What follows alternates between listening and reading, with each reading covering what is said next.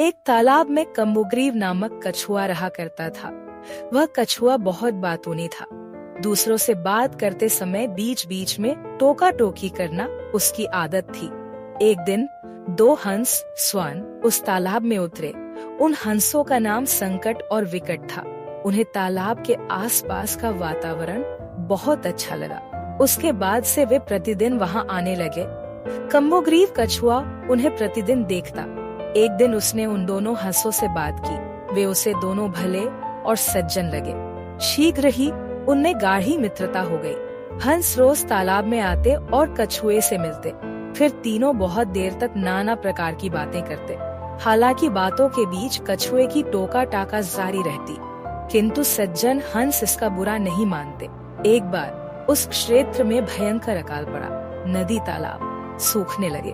वह तालाब भी सूखने लगा जहाँ कछुआ रहता था। एक शाम जब हंस उससे मिलने आए तो उसे बताया कि वे दोनों वह स्थान छोड़कर 50 कोस दूर स्थित एक अन्य झील पर जा रहे हैं जो पानी से लबालब है।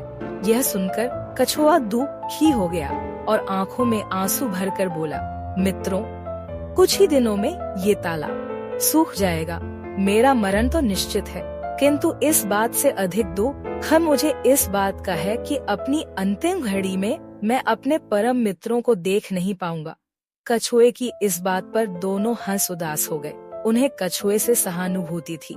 वे बोले, मित्र कम्बुग्रीव, हम तुम्हें यहाँ अकेले छोड़कर नहीं जाएंगे। हम तुम्हें भी अपने साथ ले जाएंगे। हमारी मित्रता और साथ सदा बना रहेगा। लेकिन ये कैसे संभव है मित्रों? तुम दोनों तो उड़कर चले जाओगे। मुझे तो धीरे धीरे चलकर उस स्थान तक पहुँचने में महीनों लग जाएंगे। हो सकता है कि बीच रास्ते में ही मेरे प्राण पखेरु उड़ जाएं। तुम दोनों चले जाओ, मैं तुम्हें याद करके अपने दिन व्यतीत कर लूंगा। हंसों ने कछुए की बात नहीं मानी और उसे अपने साथ ले जाने का उपाय सोचने लगे। सोचते सोचते उन्हें एक उपाय सूझ ही गया और वे प्रसन्न हो गए। उन्होंने तय किया कि वे बांस की एक लकड़ी लेकर आएंगे। कछुआ उस लकड़ी के मध्य भाग को अपने मुंह से पकड़ेगा और वे दोनों उस लकड़ी के एक एक सिरे को अपनी चोंच में दबा लेंगे। इस तरह वे कछुए को लेकर उड़ते हुए उस झील तक पहुंच जाएंगे। कछुआ भी यह उपाय सुनकर प्रसन्न हुआ। अगले दिन हंस लकड़ी लेकर कछुए के पास आए और उसे लकड़ी के मध्य भाग को मुंह से पकड़ने को कहा। हंस कछुए की बातूनी आदत से भली भांति परिचित थे, इसलिए उन्होंने उसे समझाया कि जब तक वे झील तक नहीं पहुंच जाते उसे मौन रहना है, अन्यथा वह नीचे गिर पड़ेगा। कछुए ने उन्हें आश्वासन दिया कि वह मौन धारण करके रखेगा। इसके बाद दोनों कछुए ने दृढ़ता पूर्वक लकड़ी के मध्य भाग को पकड़ लिया। हंस लकड़ी के दोनों सिरों को चोंच में दबाकर आकाश में उड़ने लगे। उड़ते उड़ते वे एक कस्बे के ऊपर से गुजरे। तभी किसी ने आकाश के उस विचित्र नजारे को देख लिया। वह दूसरे लोगों को बताने लगा, देखो देखो, आकाश में कछुआ उड़ रहा है।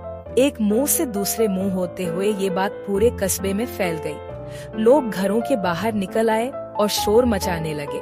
यह शोर सुन कछुए से ना रहा गया और वह हंसों से बोला, ये लोग हमें देख इतना शोर क्यों मचा रहे हैं? बोलते ही कछुए के मुंह से लकड़ी छूट गई और वह सीधे जमीन से आ टकराया। जमीन से टकराते ही उसके प्राण पखेरु उड़ गए। मूर्ख कछुआ कहानी से सीख। 1. बुद्धिमान व्यक्ति किसी कार्य के बारे में योजना बनाकर उस पर पूरा अमल करते हुए सफलता प्राप्त करते हैं, अन्यथा योजना पर टिके न रहने का दुष्परिणाम भोगना पड़ता है। 2.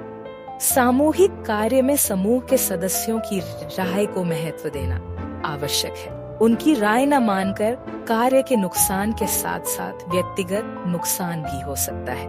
3. मौके की नजाकत को देखकर ही मुंह खोलना चाहिए।